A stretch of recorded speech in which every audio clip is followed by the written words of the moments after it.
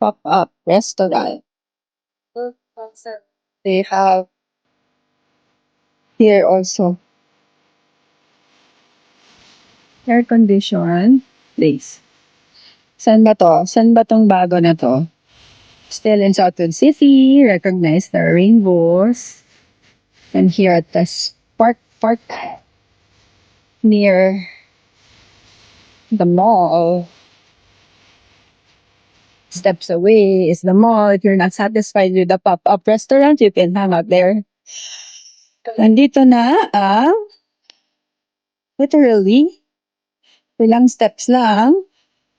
This is my favorite Holland Park. I think they started putting up, I think these are lights. May bago na naman. These are like rainbow lights. Later at night, you'll see yung ilaw. That's Holland Park. Behind is Field Gardens. Open parking at the front.